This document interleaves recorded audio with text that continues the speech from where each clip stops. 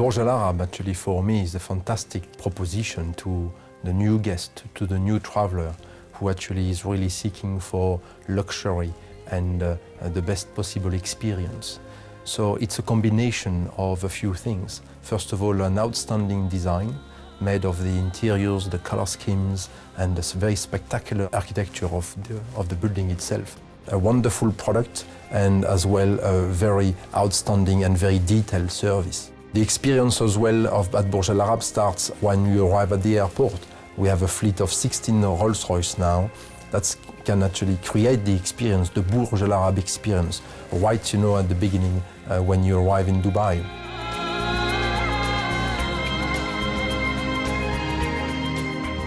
In order to actually justify to be the world's most luxurious hotel, we offer 202 suites. We are an all-suite hotel.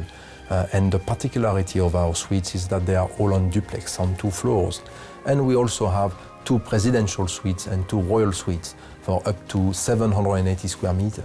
To be the most luxurious hotel in the world, you have to actually commit to, in a way, delivering the best possible service. So we have a team of 1,600 colleagues. That is a ratio of 3 colleagues per guest. So that's one of the highest ratio in the world. We have here 1 reception desk on each and every floor.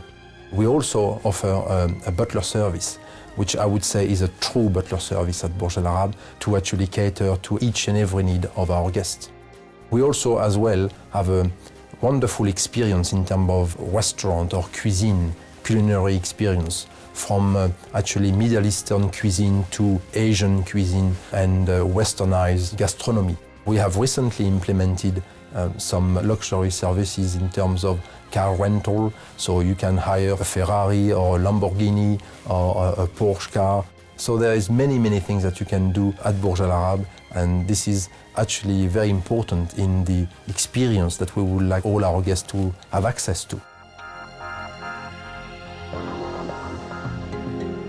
A typical guest at Burj Al Arab would be someone who knows about luxury, knows about 5-star hotels, and would like to actually be surprised with a new experience. I would say that's exactly what Burj Al Arab is about. As general manager at Burj Al Arab, what really is exciting is to actually come in the morning and know that today will be completely different than yesterday.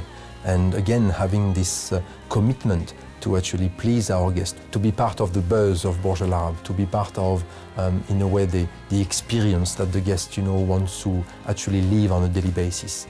And that's extremely rewarding to have the sense of leading the team in order to meet and deliver the guest expectations and even surpass them.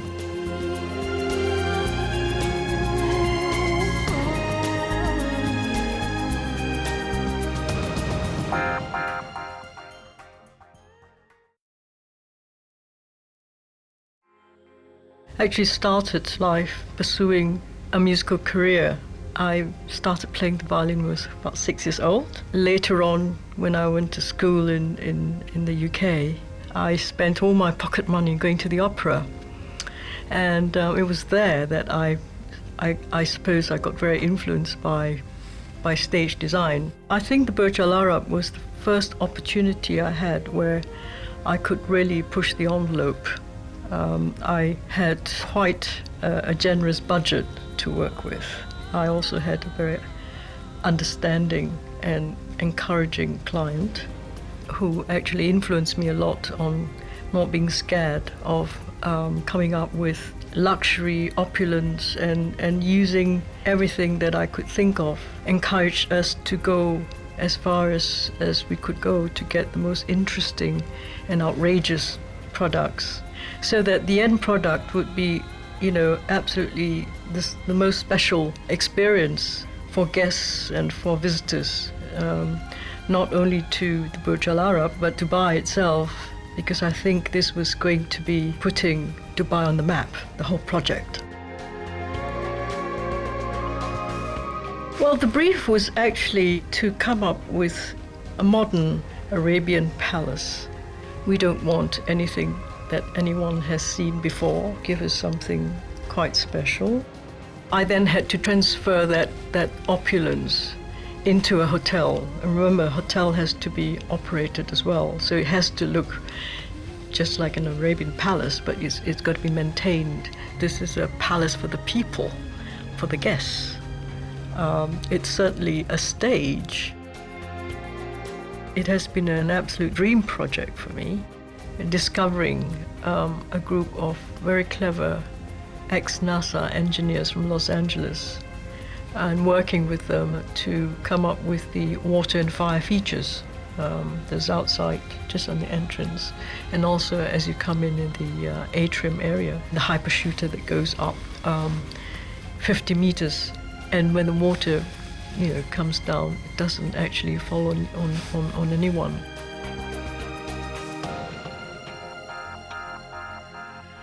It was a very intensified 5 years. My company had 60 designers doing nothing but designing, helping me to design and detailing this entire hotel. If you think about the desert environment, these are a people that really knew the elements, and I think from that I sort of felt this is going to be my sort of anchor and my inspiration. Of the 4 elements are certainly strong points of references. The atrium is a big wow factor as you come in, as you look up from the fountain and you look up to the ceiling. You have this rainbow of colors. Another area that I like very much is the Al Mahara restaurant. When you arrive at the restaurant, then you have to go through a tunnel, and then you get to the main area, which is spectacular because you've got this huge oval fish tank in the center with the most wonderful exotic tropical fish. I'm just waiting when 007 is going to be filmed here. I can't wait, I hope one day. When the hotel first opened, I used to say there are 3 things in life you have to do. One is to go on Concorde, one is to go on the QE2, and the third is to stay in the Burj Al Arab. Unfortunately, you can't do the other 2 now, but you can still stay in the Burj Al Arab. There's only one Burj Al Arab.